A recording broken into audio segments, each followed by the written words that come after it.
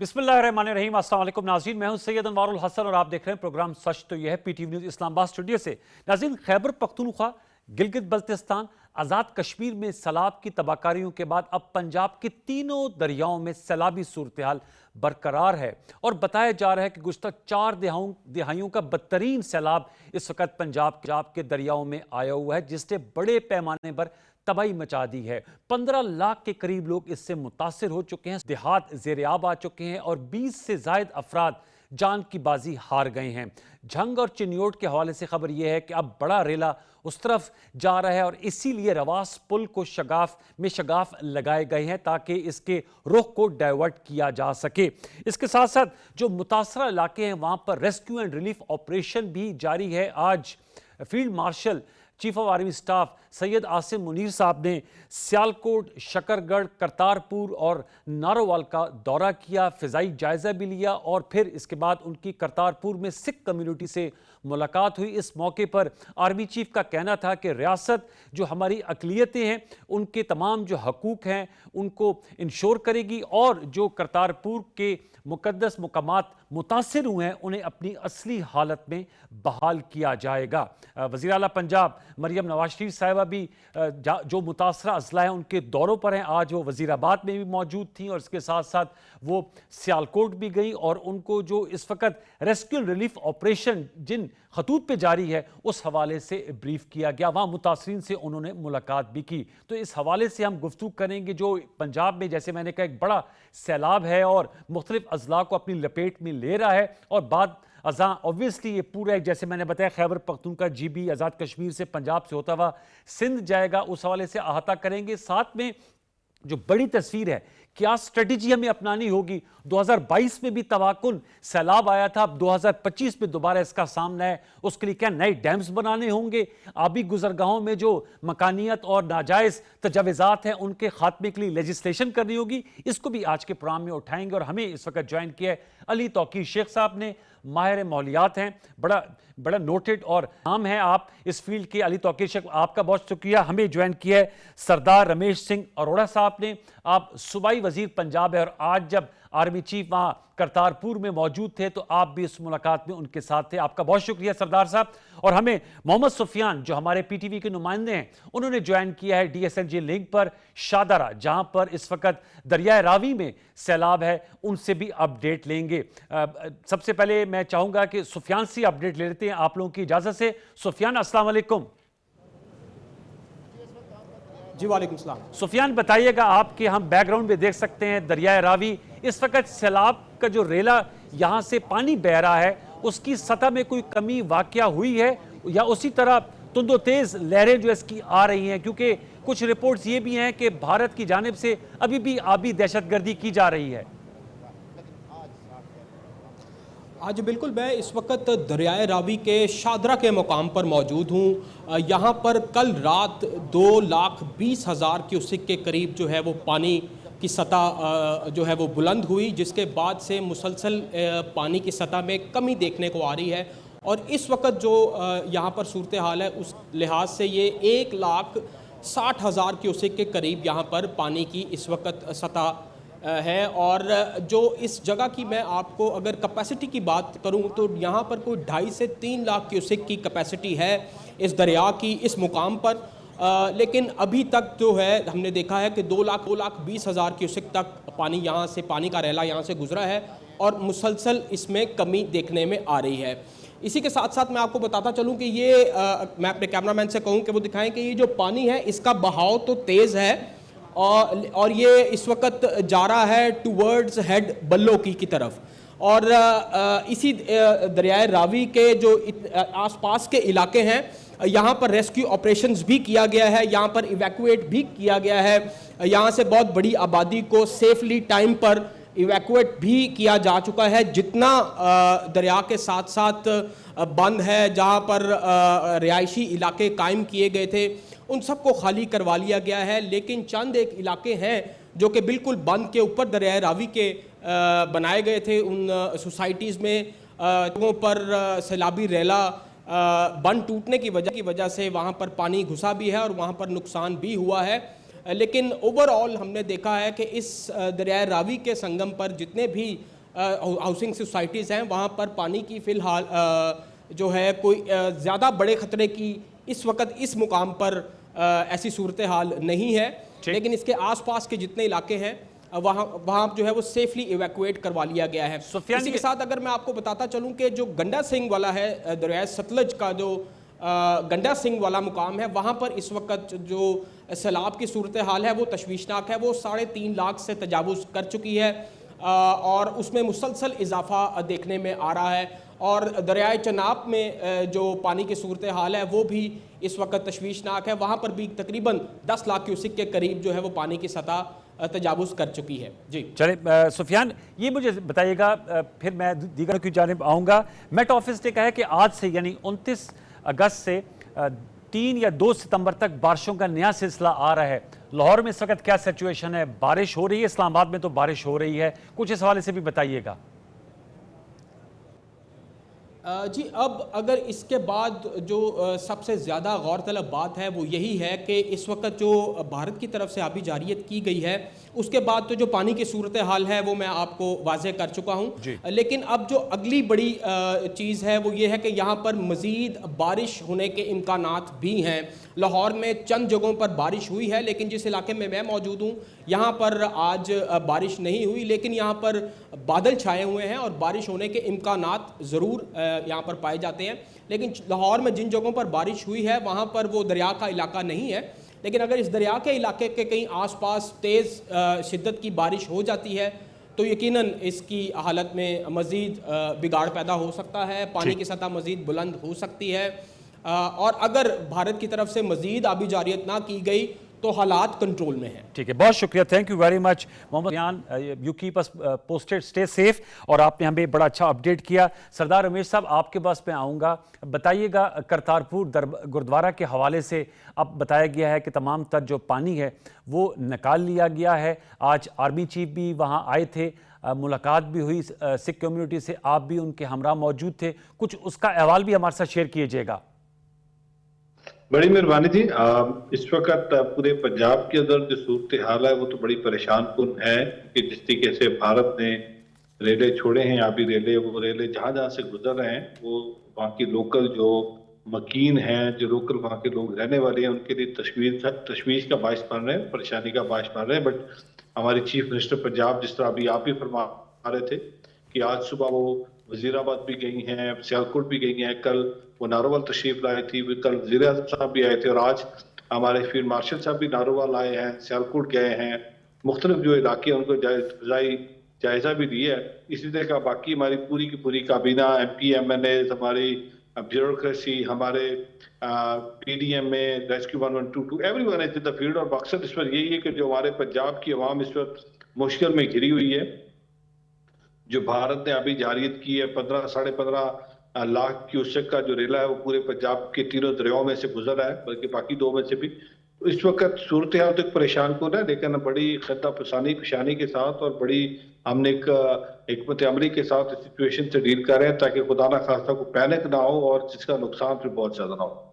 आपने आज बात की है करतारपुर साहब की, जी बिल्कुल। हमारे फील्ड मार्शल साहब जनाब जनरल आसिम मुनीर साहब, जिस दिन 26 और 27 की रात को फ्लड आया है नारोवाल के अंदर और करतारपुर साहब पे आते ही सबसे पहला अटैक हुआ और करतारपुर साहब के अहाते के अंदर तकरीबन 8 से 9 फुट पानी था और जो बाहर सराउंडिंग थी, बाहर का जो एरिया था, कुछ जगहों पे 10 फुट, कहीं पे 12 फुट, कहीं पे 14 फुट पानी था। तो वजीर आला पंजाब ने फौरन हिदायत जारी की और मैं भी उसमें था कि जाएं फौरन जाके जो हमारे वहाँ पे यात्रु हैं, जो ग्रंथी साहबान हैं, जो लोग वहाँ पे फंसे हुए हैं, उनको फौरन रेस्क्यू करें। हमारी जो लोकल टीमें थी डिस्ट्रिक्ट लेवल की वो मोबिलाइज हुई। एहसन इकबाल साहब भी वहाँ पे तशरीफ लेके गए रेस्क्यू करने के लिए। फिर वजीर आज़म साहब ने भी इस पर फौरन एक्शन लिया और फील्ड मार्शल जनाब आसिम मुनीर साहब ने फौज की पूरी एक टीम भेजी, एक दस्ता भेजा जिसकी सरबराही एक मेजर साहब कर रहे थे और साथ ये भी कहा कि करतारपुर साहब के लिए हमने 2 हेलीकॉप्टर डेडिकेट किए हैं। अच्छा। और खुदा ना खास्ता खूब ख्याल कुछ ज्यादा खराब होती है तो फौरन जो हमारी हेलीकॉप्टर्स है वो मूव करेंगे और वहाँ पे अगर लोगों को रेस्क्यू करना है या गुरु ग्रंथ साहब को वहां से उठा के किसी महफूज मुकाम पे हमने लेके जाना है तो ये जनरल आसिम मुनीर साहब ने भी, फील्ड मार्शल साहब ने भी इस पे कहा।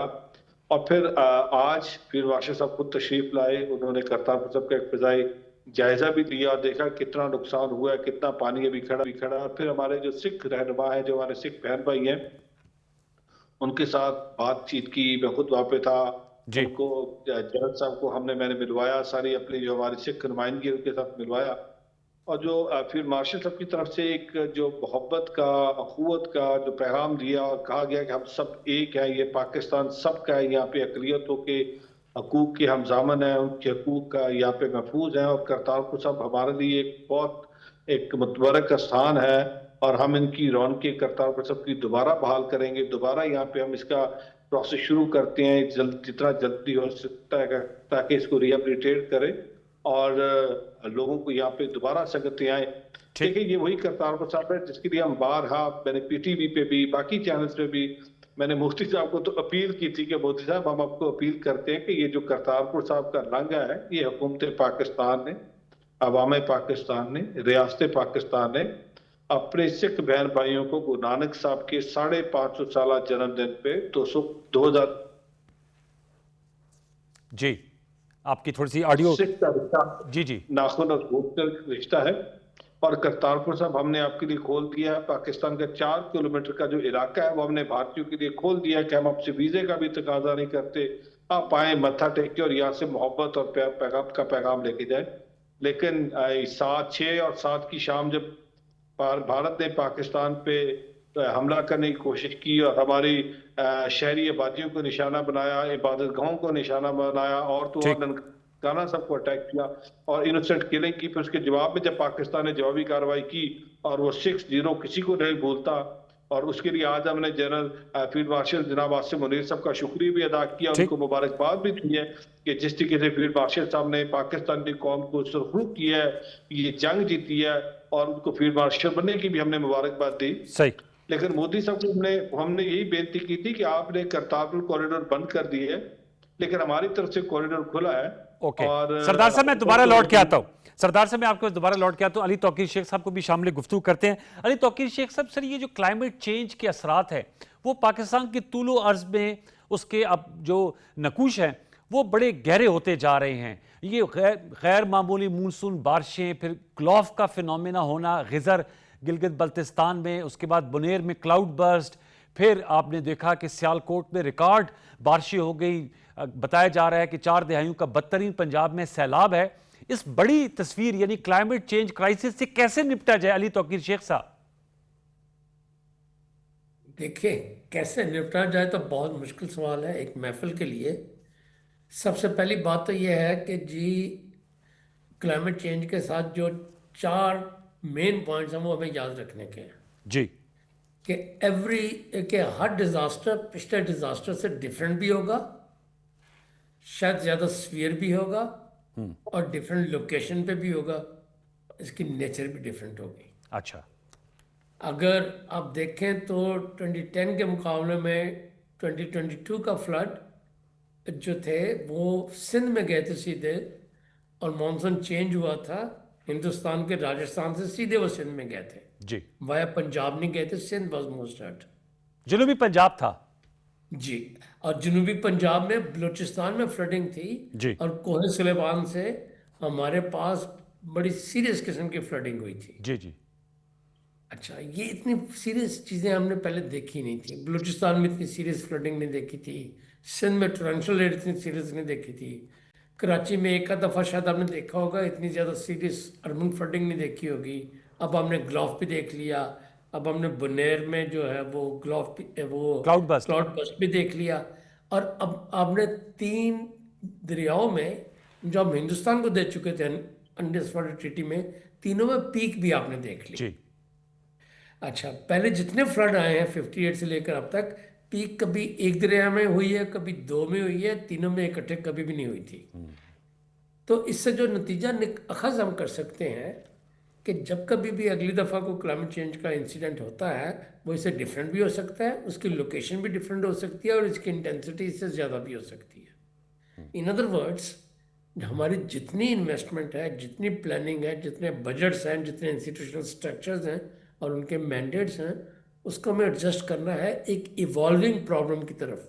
आप ये समझे जैसे गुरिल्ला वॉर नहीं होती, आपको जी। पता नहीं होता एनिमी ने कहाँ से अटैक करना है, बिल्कुल आप ऐसे ही समझिए कि क्लाइमेट चेंज के साथ आपके पास साथ एक गुरिल्ला वॉर शुरू हो गई। आपने कॉन्स्टेंटली प्लान करना है कि मैं अर्बन प्लानिंग कैसे करूं, स्कूल की बिल्डिंग को कैसे डिज़ाइन करूं, ऐसे सिचुएशन में मैं अपने हॉस्पिटल्स को कैसे ऑपरेटिव रखूं, उनको मेडिसिन और डॉक्टर्स को कैसे अनेबल कर सकूं कि वहां पे पहुंच सकें, and so on so fourth. Her field में, मैं किसी एक फील्ड की, दो एक फील्ड की मैंने आपको एग्जांपल दी है, मैं सब फील्ड का जिक्र नहीं कर सकता। तो शॉर्ट आंसर ये है, this is beginning of a rough time. Rough time ये है कि जो ग्लोबल टेम्परेचर है जब वो बढ़ेगा, अभी हम 1.1 डिग्री पे शायद आए हैं, अच्छा। शायद 1.5 तक जा रहे हैं, शायद 2 पे जाएगा, शायद 2.5 पे जाएगा, वी डोंट नो कि एंड ऑफ सेंचुरी तक ये कितना बढ़ता है। इंक्रीजिंग टेम्परेचर के साथ रेन जो है आपकी हीट वेव्स बढ़ेंगी, जी।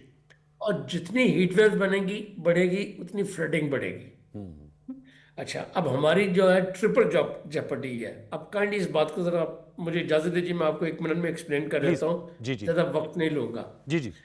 हमारे 70 साल की जितनी इन्वेस्टमेंट और तैयारी है वो रिवराइन फ्लड की है, कि बे ऑफ बंगाल से शुरू होगा, हिंदुस्तान में बरसते बरसते कश्मीर में आएगा, पंजाब में आएगा, वहाँ से सिंध में जाएगा, और जब बादल तकरीबन फारग हो जाएंगे तो बलूचिस्तान में चले जाएंगे। ठीक है ना? जी। अब हमने क्या देखना शुरू किया कि वो इस रास्ते के बजाय सीधा भी सिंध में जा सकता है। अब हमने क्या नोट किया कि 3 डिस्टिंक्ट किस्म के फेजेस हमारे पास, थ्रेट्स हमारे पास आ गए। एक पहली थ्रेट आई कि हमारे पास जो नॉन रिवराइन फ्लड्स हैं बहुत बढ़ गए। आपने देखा चकवाल में, शेखुपुरा में, बुनेर में, जी। मुख्तलिफ जगहों पे आपने देखा उनका रिवर इंडस के साथ कोई ताल्लुक नहीं था, वो बहुत बढ़ गए। जी। दूसरा फर्क आपने देखा कि आपके अपने यहाँ मानसून इतना स्ट्रांग हुआ कि आपके रिवर्स की जो फ्लो है वो काफ़ी बढ़ गई। बिल्कुल। और आपकी जो थर्ड जेपर्डी है वो भी बहुत सीरियस है, उसकी बात भी हम कर सकते हैं कि हिंदुस्तान में जितना ज़्यादा मानसून होगा और जितनी ज़्यादा हीट वेव होगी, उतना ज़्यादा पानी हमारे पास वहाँ से आएगा। बिल्कुल, आपने अगर हम सही कहा। अपने पानी नहीं मैनेज कर सकते तो वो एक एडिशनलिटी होगी। यह जिसकी तरफ सरदार रमेश साहब इशारा कर रहे हैं कि भारत की जानिब से पानी छोड़ा गया, जिससे जो है वो तीनों मशरकी दरियाओं में, जैसे आपने कहा, वो इस वक्त एग्जैक्टली। तुगयानी आई है। और मैं ये भी और ये गुफ्तगू, जी अली और तौकीर शेख साहब, मैं ये भी गुफ्तगू सुन रहा था, आपके हमरा मौजूद थे डॉक्टर मुसद्दिक मलिक साहब, जो वफाकी वजीर हैं बराए मौसमियाती तब्दीली। उन्होंने कहा कि पाकिस्तान के पास सिर्फ 35 दिन का पानी जखीरा करने का बंदोबस्त है। मतलब कि हमारा इतना पानी आया हुआ भी है, लेकिन इसको हम स्टोर नहीं कर सकते। ये 1600 देहात को जेर आब ला रहा है, ये 15 लाख आबादी को डिस्प्लेस कर रहा है, ये 28 के करीब जानों को साथ ले गया, लेकिन इसको हम जखीरा नहीं कर सकते। मतलब हमारे पास कोई अरेंजमेंट भी नहीं है ऐसी। उसकी बात भी मैं कर लेता हूँ। इस बात को मुझे 1 मिनट दीजिए, मैं मुकम्मल करता हूँ। इसका मतलब यह हुआ कि अगर हिंदुस्तान में बारिशें ज़्यादा हों तो वो 2 चीज़ें कर सकता है। एक तो यह कर सकता है कि दुश्मनी में हमारी तरफ ज़्यादा छोड़ दे, जी। तो हमें वो मैनेज करना होगा किसी तरीके से। और दूसरा यह है कि दुश्मनी ना भी करे, पानी इतना ज़्यादा है और जितने मर्जी डैम बना ले वो पूरा पानी नहीं रोक सकते। यस। जैसे आजकल भी हो रहा है मेरे ख्याल में कि उनके डैम्स की कैपेसिटी से ज़्यादा बारिशें हो रही हैं, वो चाहे सही। नहीं तो नहीं रोक सकते, और मेरे हिसाब से अगले 15 साल तक नहीं रोक सकते। फिर कोई नई चीज़ बन जाए तो मैं नहीं कह सकता। ठीक। अच्छा, तो पाकिस्तान का जो फ्लड्स की थ्रेट है वो बहुत ज़्यादा बढ़ गई है, बिल्कुल, ये बड़ी इंपॉर्टेंट बात है। इसकी भी बहुत बढ़ गई है। जी। अच्छा, बाय द वे हम ज़्यादा उस पर जोर नहीं दे रहे, फोकस नहीं दे रहे, इस वक्त हमारा इशू और है जो आपके वहाँ ड्राउट है वो भी बहुत ज़्यादा बढ़ ड्राउट गया पे आते हैं। मैं जरा सरदार, आपकी इजाजत से सरदार साहब से एक और सवाल भी करता चलूं। सरदार रमेश साहब, ये तो आपने सुन लिया, जो माहिर मौलियात हैं वो बता रहे हैं कि भारत जो है वो पानी जो है वो ज़्यादा, जब बारिशें वहाँ होंगी मानसून की, वो पानी छोड़ देगा। नहीं भी छोड़ेगा तो मोदी साहब लाख कहें कि पानी और खून साथ ही जा सकता, पानी को रोका नहीं जा सकता। आपसे मैं जाना चाहूँगा, आप पंजाब हुकूमत के वजीर भी हैं सर, अब हमें प्लानिंग भी करनी होगी। जहाँ ये करतारपुर गुरुद्वारे की बहाली की बात हो रही है, जहाँ गाँव की जो है लोगों को करने की बात हो रही है, फसलें जो है बुरी तरह मुतासर हुई हैं उसकी बात हो रही है, वहाँ अब हमें अपनी जो तर्ज जिंदगी है बूदोबाश, उसको भी बदलना होगा इन नए हकायक के सामने। जी बिल्कुल, आप ठीक फरमा रहे हैं। देखिए, पिछले 1 साल से हुकूमत पंजाब पंजाब बड़ी एफर्ट्स कर रही है, और कि उन्होंने बजटिंग जब की, बजटिंग के अंदर हर इलाके के अंदर डेवलपमेंट की बात की। हमने एग्रीकल्चर की रिवाइवल की बात की, हम किसान कार्ड लेके आए, हमने लाइफ स्टॉक की बात की, हमने फिशरी की बात की, वो और बहुत सारे ऐसे इनिशिएटिव दिए गए ताकि इस पंजाब के अंदर जो इकोनॉमी का पहिया उसको चलाया जा सके। लेकिन इस जी। फ्लड ने जिस तरीके से आज अब देखिए, इस फ्लड के आने की वजह से आपका सबसे ज्यादा जो मुतासर हुआ है वो आपका ज़राअत मुतासर हुआ, यस, यस। आपका सबसे ज्यादा मुतासर हुआ, आपका लाइफ स्टॉक मुतासर हुआ। आज आपके ज़राअत मुतासर होने से, आपका लाइफ स्टॉक मुतासर होने से आपका फूड सिक्योरिटी का इशू हो गया। आज आपका जब जानवर को चारा नहीं मिलेगा, आपकी न्यूट्रिशियस वैल्यू का कॉम्प्रोमाइज होगी। आज आपका हेल्थ का इशू होएगा। सर्टनली जहां जहां पे डिजास्टर जहां पे हो रहा है, अब अगर आप प्रॉपर रिस्क मिटिगेशन नहीं कर रहे तो होगा कि अल्टीमेटली आपके वो फंड जो आपके डेवलपमेंट की तरफ लगने थे, अब या तो वो रिलीफ रेस्क्यू या रिलीफ की तरफ लगेंगे, या अर्ली रिकवरी की तरफ, या फिर जहां पे मेगा लेवल की डिस्ट्रक्शन होगी, आपके रिकंस्ट्रक्शन एंड रिहेबिलिटेशन, वो रोड जो आपने पहले बनाए, आप दोबारा उन रोड्स को, पेमेंट्स को, farm to market link road को ठीक कर रहे होंगे। आप जहां पे डेबरी आई है उस डेबरी को उठा रहे होंगे। तो इसका मतलब अब आपका एक अच्छा खासा रिसोर्स दोबारा फिर इसकी तरफ लगेगा। बिल्कुल। मैं ये समझता हूँ, जिस तरह अभी हमारे जो एक्सपर्ट बैठे थे क्लाइमेट चेंज की जो बात करते हैं, मैं समझता हूँ इसमें हमारा सबसे बड़ा, और आपने खुद भी एक तरफ इशारा किया कि मुसद्दक मलिक साहब बताते हैं कि 35 दिन या 37 दिन या 45 दिन, जितने दिन तक हमारे पास जखीरा करने का है। अब इसके साथ साथ हमें अगले साल की जो कॉन्टीजेंसी प्लानिंग करनी है या रिस्क मिटिगेशन की हम बात कर रहे हैं, तो हमें ये देखना होगा कि हमने किस तरीके के स्टेप्स लेने हैं कि ये जो हमारा पानी जाया हो रहा है, जो सीधा समंदर में हम फेंक रहे हैं, एक तरफ तो उस पानी ने तबाही मचाई, हमारे लाखों करोड़ों हमारे घरों को उजाड़ दिया, उनको दरख्तों को जड़ से उखाड़ दिया, और वो हम जो पानी आया भी तो हमने उस पानी को दरिया में फेंक दिया।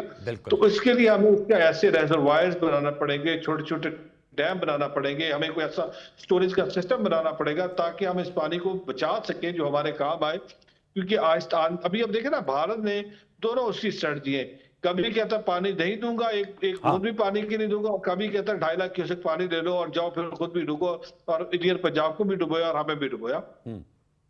मैं ये समझता हूँ इस वक्त हमें सब पाकिस्तानियों को एक चीज पे तो बड़ा सोचना होगा कि इस वक्त हमने जितने दरख्त काटे हैं और जितना इस एनवायरनमेंट को हमने पोल्यूट किया है, आज हम भुगत रहे हैं। और हम कैसा पाकिस्तान चाहते हैं, हम अपनी आइंदा आने वाली जनरेशन को क्या पाकिस्तान देना चाहते हैं कि जहां पे आप बड़ी मुश्किल से री एनर्जाइज करें, रीबिल्ड करें और चीजों को ठीक करें, और फिर एक पानी का रेला और आपकी सारे किए धरे के ऊपर पानी फेर दे और वो आपकी तबाही बचाता हुआ आगे निकलता जाए। बड़ी अहम नुकात उठाए।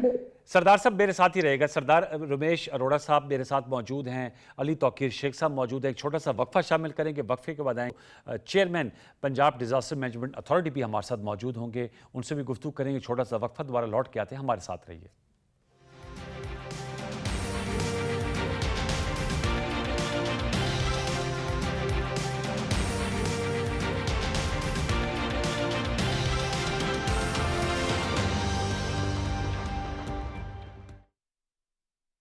पंजाब भर के शहरियों को मुत्तला किया जाता है कि पंजाब के मैदानी इलाके सैलाबी खतरे की जद में हैं। दरियाए जेहलम, चनाब और रावी में पानी की सतह मुसलसल बुलंद हो रही है। शहरियों से इल्तमास है कि टेलीविजन और रेडियो के जरिए ताज़ा तरीन सूरत हाल से आगाह रहें। दरियाओं और नदी नालों के करीब जाने से गुरेज करें।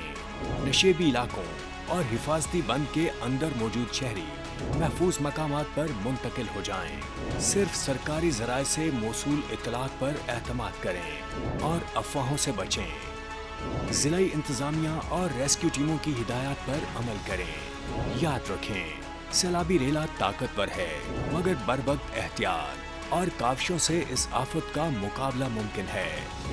मुहतात रहें, महफूज रहें।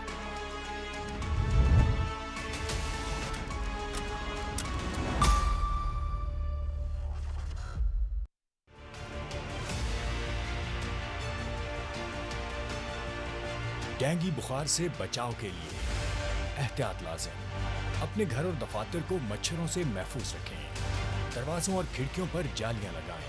छतों की टैंकियों और पानी से भरे बर्तनों को ढांप कर रखें।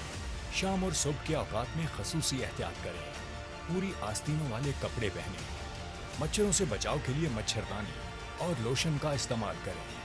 अगर कमर दर्द, सर दर्द या जोड़ों में दर्द, जिस्म पर धब्बों की मौजूदगी, बुखार या इससे मिलती जुलती अलामत महसूस हो तो फौरन मुआलिज से रुजू करें। मोहतात रहें, महफूज रहें।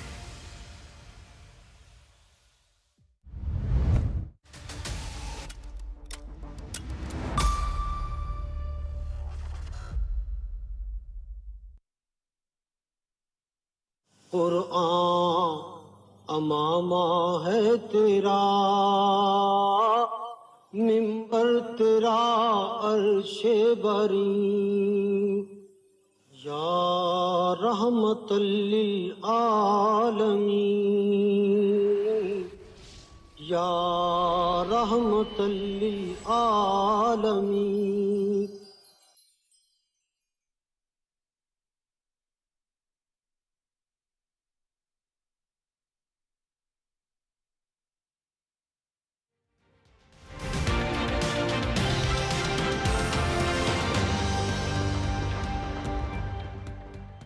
वेलकम है व्यूअर्स। हम गुफ्तगू कर रहे हैं पंजाब में जो सैलाबी सूरत हाल है। हमें DG Punjab disaster management authority Irfan Kathia साहब ने ज्वाइन किया है और साथ में हमारे सरदार रमेश अरोड़ा साहब जो सूबाई वजीर हैं और अली तौकीर शेख साहब भी मौजूद हैं। इरफान साहब अस्सलाम वालेकुम। जी अस्सलाम वालेकुम जी। इरफान साहब बताइएगा, मुझे मालूम है कि आप बहुत बिजी हैं, बहुत शुक्रिया कि आपने हमारे लिए वक्त निकाला।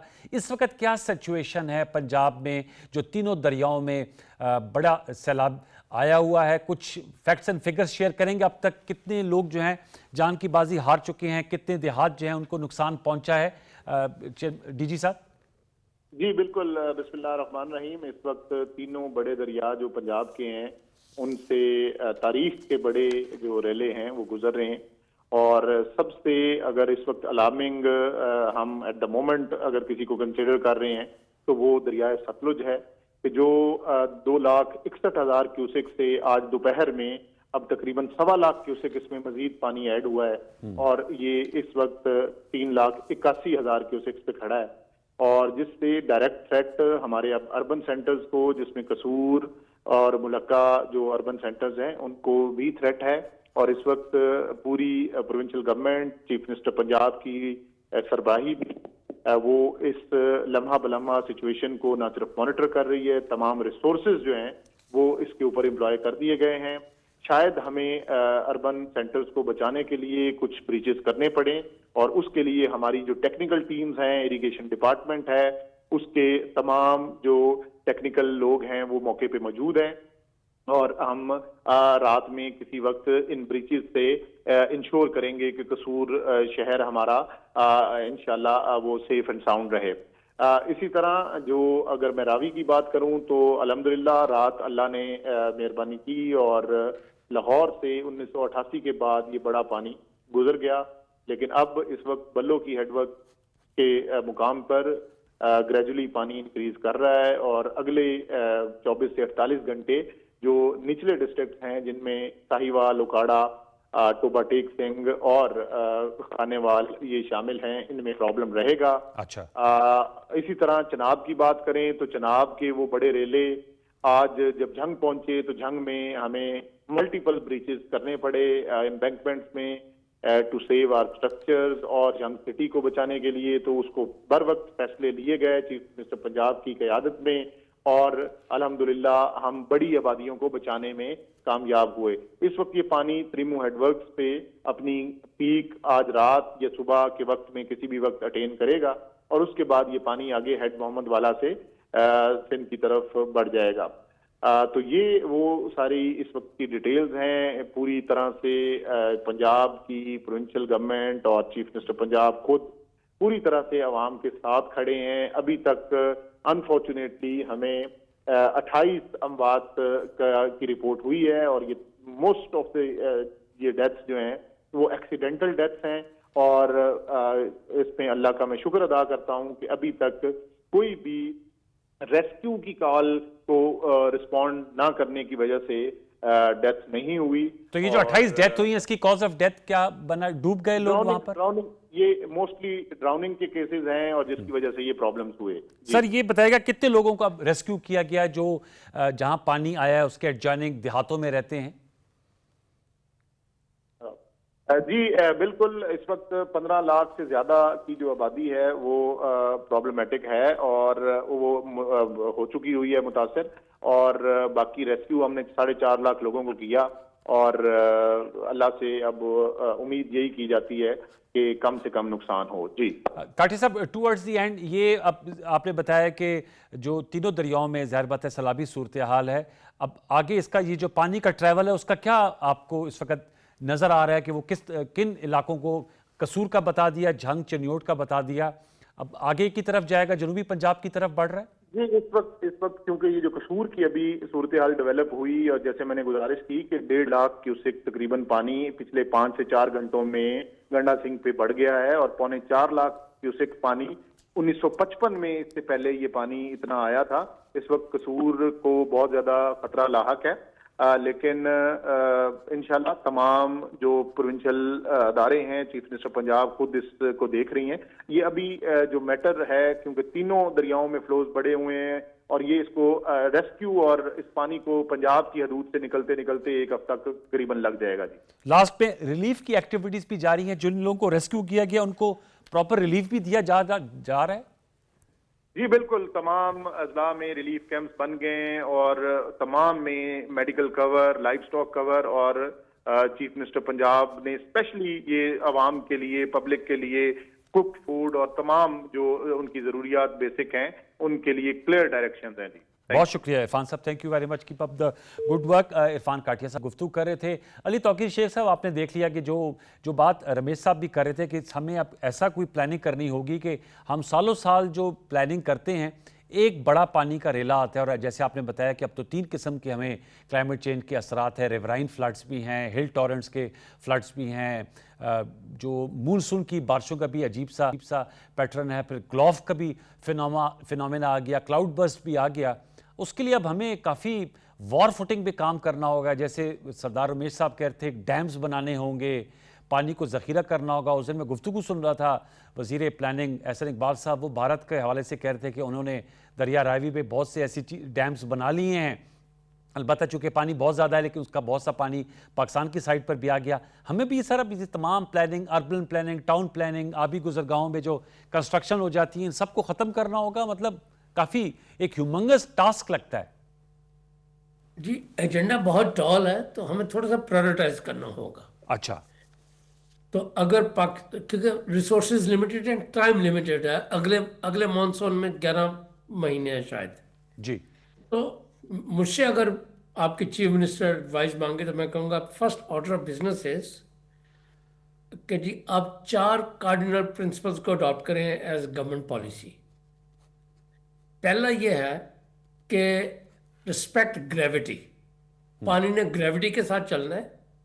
हिंदुस्तान के साथ दुश्मनी हो या दोस्ती हो, जब पानी आएगा या हमारी बारिशों का आएगा तो उसने ग्रेविटी के साथ करना है। जो उसके रास्ते में आएगा नुकसान में रहेगा या तबाह हो जाएगा, तो उसके रास्ते में कोई चीज़ ना बनने दें।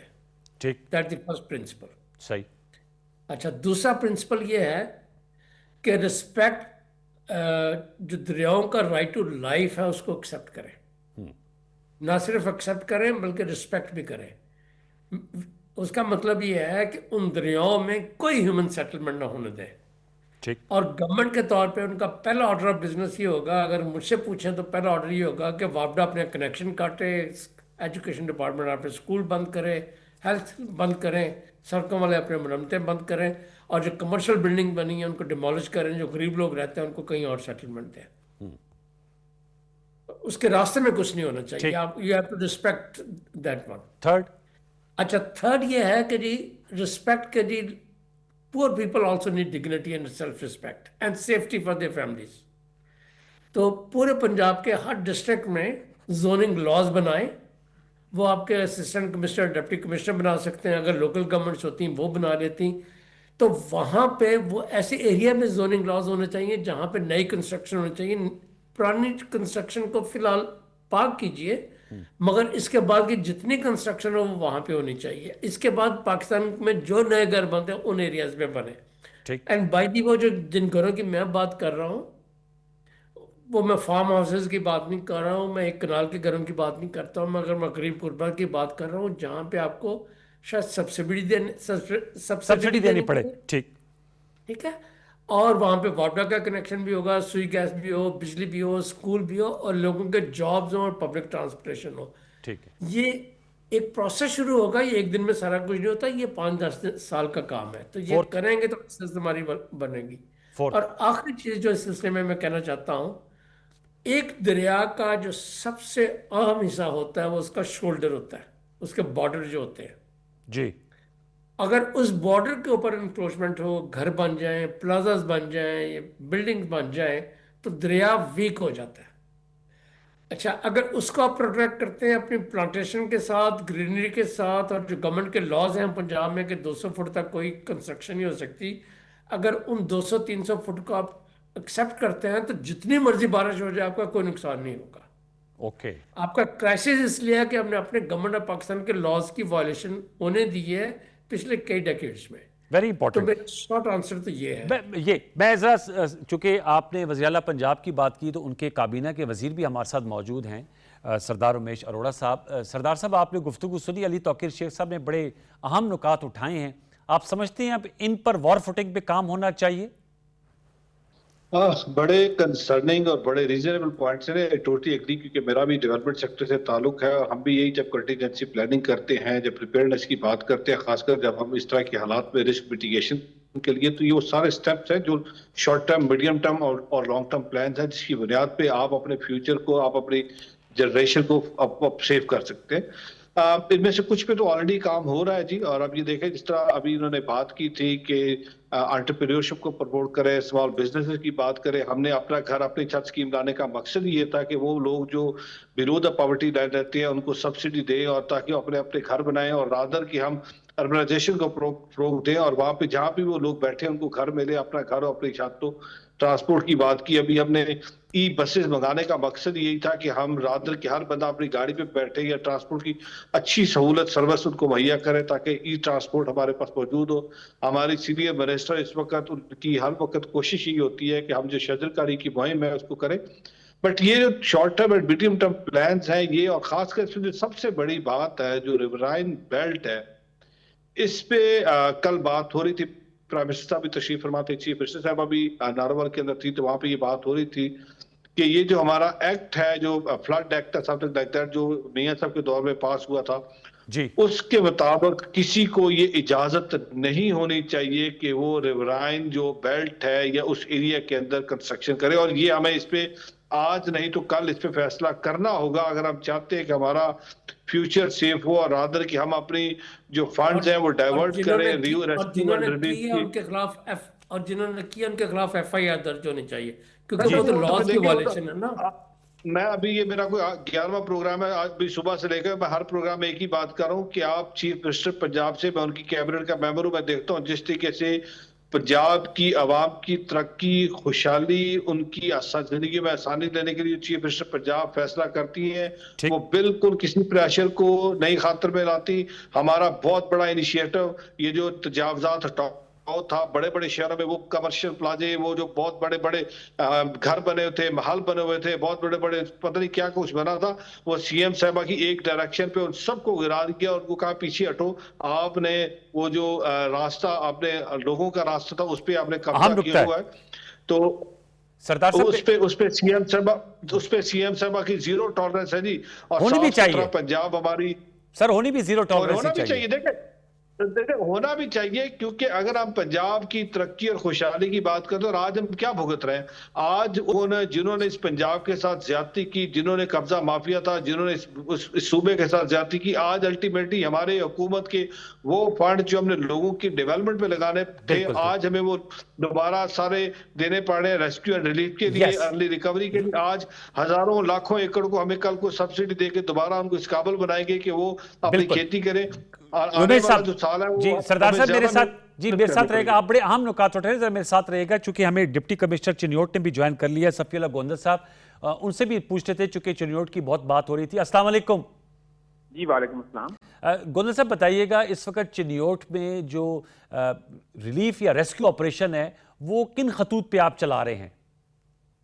जी बिल्कुल, हमारे पास इस वक्त, क्योंकि आपको आइडिया है कि अनप्रेसिडेंटेड सैलाब आया है जनाब में, उस कैपेसिटी से बहुत बड़ा सैलाब था। तकरीबन हमारे पास 9 लाख जो है मुरैला जिस वक्त भी चल रहा है, और पिछले 48 घंटे से हम उसको फेस कर रहे हैं। तो सबसे पहली बात तो ये थी कि इंसानी जानों को बचाया जाए, और हमने उसके वाले से इवैक्यूएशन का एक बड़ा डिटेल प्लान बनाया ताकि लोग जो हैं रिवर बेड के अंदर हैं उनको निकालें और उनको सेफ प्लेस ले जाएं। आप इस वक्त जो सूरत हाल है उसमें जो अभी भी रेस्क्यू हम कर रहे हैं लोगों को, कि जो लोग कुछ स्टैंडर्ड हैं, जो लोग जिसकी वजह से अंदर रुक गए थे, तो उनको रेस्क्यू 1122 और बोट्स के जरिए हम उसको निकाल रहे हैं। अब हमारा मरहला शुरू हो गया है कि जहाँ पर जो लोग वहाँ से वापस आए हैं उनको हम रिलीफ कैंप्स हैं, हमारे 12 के करीब रिलीफ कैंप्स बन चुके हैं जहाँ लोगों को रहायश मिलेगी, फूड मिल रहा है। उसके अलावा वहाँ पर जो है उनके जानवरों को बांधने की जगह भी है और वेटनरी सर्विसेज भी हैं और हेल्थ सर्विसेज भी हैं।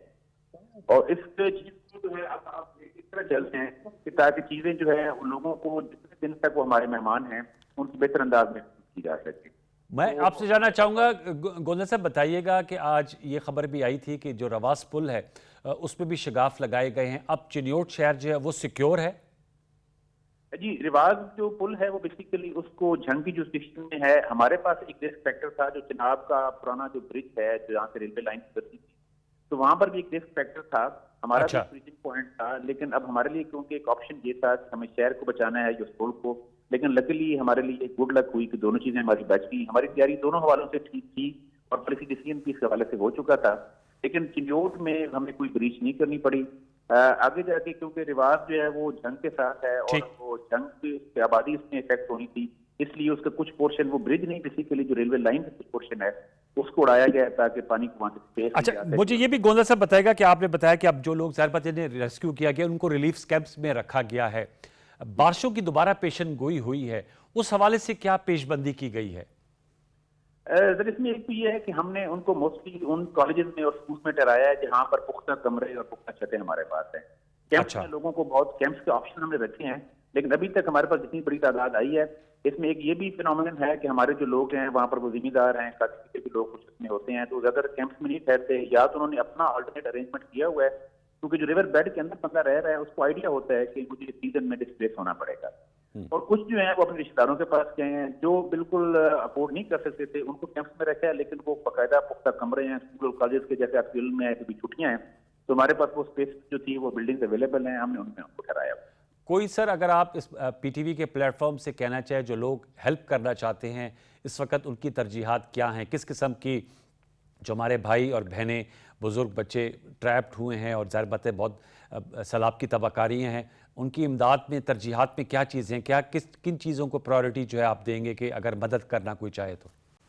लेकिन ये फेज वाइज होता है। पहला फेज जो रेस्क्यू का था हमारा, वो तो हम अल्हम्दुलिल्लाह कंप्लीट कर चुके हैं। हमारे पास बड़े सफिशिएंट रिसोर्सेज थे और चीफ मिनिस्टर साहिबा ने और चीफ सेक्रेटरी साहब ने हमें एडिशनल रिसोर्सेज, जिन अजला में ये मुसीबत नहीं थी वहाँ से एडिशनल रिसोर्सेज, बोट्स, वहाँ से लाइफ जैकेट और बाकी इवन ऑफिसर हमें वो प्रोवाइड किए थे, ताकि किसी किस्म की कोई रिसोर्स डेफिशिएंसी हमें फील नहीं हुई। और जो भी चीज हमने डिमांड की है वो पीडीएम ने बड़ा इमीडिएटली हमें दी है। अब जहाँ तक बात आती है कि लोगों को रिलीफ में क्या हेल्प देनी है, तो रिलीफ के हवाले से ये है कि अब इस वक्त सबसे बड़ी जरूरत वो फूड की होती है, तो वो हम सफिशिएंटली लोगों को दे रहे हैं, लेकिन उसमें स्पेस है कि अगर कोई एनजीओ या कोई भी उसमें मुखैर हज़रात उनको लोगों को अपने भाइयों की बहनों की हेल्प करना चाहे, इस वक्त इमीडिएटली कुक फूड। और सेकंड फेज में ये होता है कि जब वो वापस जा रहे हैं या अगर वहाँ पर कुछ ऐसा रुकते हैं, तो जो ड्राई राशन होता है जिसमें चीनी, दाल, चावल हैं, वो हम खुद भी जो है गवर्नमेंट के फंड से उनको दे रहे हैं, लेकिन वो इतनी बड़ी तादाद है कि अगर उसमें कोई हिस्सा डालना चाहे तो उसकी स्पेस हो। चलिए, बहुत शुक्रिया, thank you very much Safiullah गोंदा साहब। हम डीसी चिन्नौड हमसे गुफ्तगू कर रहे थे। सरदार साहब, मैं चाहूँगा कि आखिरी 5 मिनट है, आप और तौकीर शेख साहब बहस को समेटिएगा। आप बता रहे थे कि इस हवाले से वॉर फुटिंग पे काम हो रहा है, तो तजावज़ात हैं उन्हें ख़त्म किया जा रहा है। अली तौकीर शेख साहब ने कहा कि जो रिवराइन बेड में के साथ जो है वो जो हाउसिंग सोसाइटियाँ बन जाती हैं, उनमें अगर कोई घर बने हुए हैं तो उनके खिलाफ भी तादीबी कार्रवाई होनी चाहिए। क्या ये डुएबल है? ज़ाहिर बात है इसके लिए एक बहुत बड़े अज़म का भी इजहार चाहिए होता है। सर देखिए जी, ये डुएबल नहीं है तो इससे डुएबल हमें बनाने का कौन सी चीज़ है जो डुएबल नहीं है? जो मैं नाजायज तजावजात की बात कर रहा हूँ, क्या वो डुएबल था? सीएम का एक विजन था, सीएम ने किया। और एक चीज जिस पे मैं ये चाहूंगा, जिस पे हम सब काम कर सकते हैं, वो है जंगलात। वो तो कोई मुश्किल काम नहीं है ना, वो तो डुएबल है कि हम जब हम अपने घर से सीधा करें, हम जब कोई आता है तो हम उसको रादर के सोवेनियर्स देते हैं, दुनिया जान के उसको तोहफे देते हैं। एक तोहफा घर से दे, फैसला कर ले कि कल से जो भी आ रहा आपने उसको एक दरख्त देना है और वो जाए और जंगलात लगाए। आप देखिए, आपका ये सबसे बड़ा इशू जो आप कह रहे हैं कि आपका पानी बाहर निकल आया, आज आप जंगलात लगाएं, आप इस सूबे को लश ग्रीन कर दें, आपका एक बहुत बड़ा इशू जो है आपका खत्म हो जाएगा। आपका स्मोक का इशू खत्म हो जाएगा। आपकी जो फ्लड की वजह से बहुत सारी आपकी जब, क्योंकि फ्लड को क्या है, जैसे उसको ओपन स्पेस मिलती है आपका पानी निकलता और आगे तबाही फैलाता रहता है। और इसी तरीके से जहां जहां पे हमारे ये नाले हैं जहां से पानी गुजरता है, जो बरसाती नाले हैं, मेरे ख्याल में अब बहुत सारे लोग जुल्म ये करते हैं कि वहां से मट्टी उठा के ले गए, ना उसकी किसी ने डिसल्टेशन की है, ना उसकी किसी ने भर सफाई की है।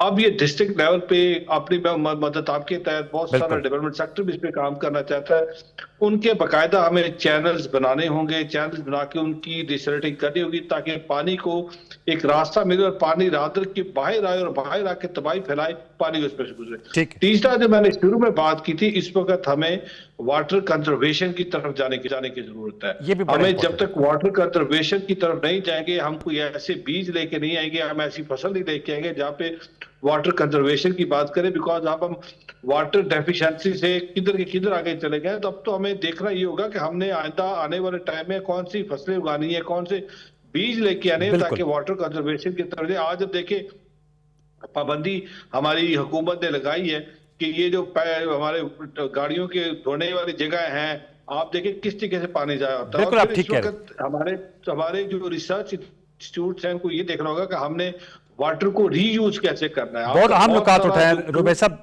बहुत आपने अहम नुकात उठाए। ज़ाहिर बात है इन पे इंशाल्लाह इस पे अमल दरामद होगा। मैं अदनान नूर साहब हैं, हम चूंकि जंग की बात कर रहे थे, पीटीवी के नुमाइंदे मौजूद हैं। अदनान नूर साहब, अस्सलाम वालेकुम। जी अदनान साहब, मेरी आवाज़ आ रही है आपको? अदनान नूर साहब से हमारा राब्ता नहीं हो पा रहा। अली तौकीर शेख साहब, सर आप क्या कहेंगे? आपने सारे इकदाम जो विजन है वो भी सुन लिया, चूंकि पंजाब गवर्नमेंट के मिनिस्टर भी मौजूद हैं, उन्होंने ये अच्छी बात की कि जहां पानी की ज्यादती है वहां वाटर हमने कंजर्व भी करना होगा। जी वाइंड अप कीजिएगा सर, अली तौकीर शेख साहब। बस एक आध मिनट में जो बात मैं कह सकता हूँ, आपने डैम्स की बात की थी सर। हुकूमत पाकिस्तान डैम्स बना रही है नॉर्दर्न एरियाज में, केपी में सर, और इंशाल्लाह वो कंप्लीट होंगे। मगर जो हमें जो पंजाब में याद रखने की चीज़ है वो ये है कि फ्लैट एरियाज में जैसे पंजाब या सिंध में डैम नहीं बन सकते द मोस्ट पार्ट। ये जो पानी है इसके सिर्फ दो इलाज हैं, वो क्या? और दो काम कर सकते हैं। एक ये है ग्राउंड वाटर रिचार्जिंग। यस, जैसे लाहौर का पानी लेट से कि जब मैं छोटा था तो 20-40 फुट पे मिल जाता था, अब 70 और 200 फुट पे नहीं मिलता, ठीक है ना। और ये पूरे पाकिस्तान में हाल है, बाज़ जगह पे तो 1012 फुट पे नहीं मिलता, 1200 फुट पे नहीं मिलता। जो रेन वाटर है उसका बेहतरीन इलाज ग्राउंड वाटर रिचार्जिंग है। ओके। और ये इतना बड़ा डैम है, इतना बड़ा डैम है कि पाकिस्तान 50 डैम भी बना ले अगले 100 साल में तो ये पानी उससे भी ज़्यादा होगा। तो मेरे ख्याल में जो हुकूमत पंजाब के करने की प्रायोरिटी होगी लॉन्ग टर्म, इस वक्त तो दूसरी चीज़ों में मसरूफ़ है ना, वो ये है कि अर्बन एरियाज़ में, रूरल एरियाज़ में और एग्रीकल्चरल एरियाज़ में ग्राउंड वाटर रिचार्जिंग को एक प्रोविंशियल लार्ज स्केल प्रोडक्ट के तौर पे इम्प्लीमेंट करें। Very important. आपके घर में, मेरे घर में ग्राउंड वाटर रिचार्जिंग हो सकती है, आपके शहर में, मेरे शहर में ग्राउंड वाटर रिचार्जिंग हो सकती है, and very importantly agriculture sector में हो सकती है। ठीक। जो स्पेशलिस्ट हैं उन्होंने आइडेंटिफाई किया है कि कम से कम 14 मुकामात ऐसे हैं इंडस रिवर के ऊपर जो डिप्रेशन में है। तो अगर फ्लड वाटर को आप उधर डाइवर्ट करें तो एक तरफ वो फ्लड की पीक और रिस्क को कम करेगा जिसकी अभी हम बात कर रहे थे, दूसरी तरफ वो उस पूरे एरिया की ग्राउंड वाटर को रिचार्ज करेगा जो एग्रीकल्चर में यूज होता है। चलिए सर, ये आपने बड़ा अहम नुकता उठाया सर, ये बहुत अहम नुकात आपने उठाए हैं। आपका अली तौकीर शेख साहब, आपने बड़ी फिक्र अंगेज़ गुफ्तगू की। सरदार रुबेश सिंह अरोड़ा साहब, सर आपका बहुत शुक्रिया। आपने करतारपुर गुरुद्वारा के हवाले से और जो ओवरऑल पंजाब हुकूमत का विज़न है वो हमारे साथ शेयर किया, और हमारे जो नुमाइंदा मौजूद थे लाहौर में उन्होंने बताया कि अब रावी में इस वक्त पानी जो है वो तो दरिया रावी में मौजूद है लेकिन रिसीड कर रहा है। इरफान काटिया साहब ने पूरे पंजाब का और DC चिन्नौट ने भी चिन्नौट की अहवाल बताया। अदनान से हमारी गुफ्तगू नहीं हो सकी, कनेक्ट नहीं हो सका जो जंग के हमारे नुमाइंदे, इंशाल्लाह कल उनसे बात कर लेंगे। व्यूअर्स, अब हमें सोल सर्चिंग करनी होगी एज अ नेशन कि ये जो क्लाइमेट चेंज का अफरीत है, क्राइसिस, इसका मुकाबला हमने करना है। और इसका मुकाबला करने के लिए ज़ाहिर बात है कुदरत से आप नहीं लड़ सकते, लेकिन जो नुकसानात हैं उनको कम अज़ कम करने में उसमें तदबीर रखे हिकमत अमली अपना सकते हैं। यही आज का टेक अवे। मुझे सैयद अनवारुल हसन और स्वच्छता की प्रोडक्शन टीम को इजाज़त दीजिए। अपना बहुत सा ख्याल रखिए। अल्लाह निगहबान।